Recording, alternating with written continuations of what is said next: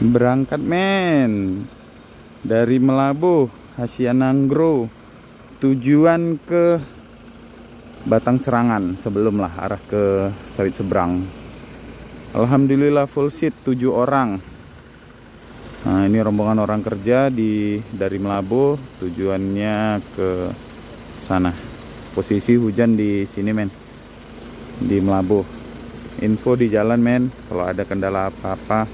Jadi kalau di mereka nih orang kerja tukang, udah langganan memang. Gak tahu mau ngomong apa lagi.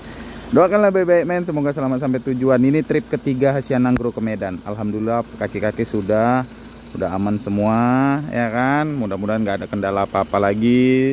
Selamat-selamat, ada rezeki lagi biar bisa terus jalan. Oke men, doakan ya men. Aku doakan kalian sehat selalu, jangan sakit-sakit. Kalau sakit matilah anak ayam.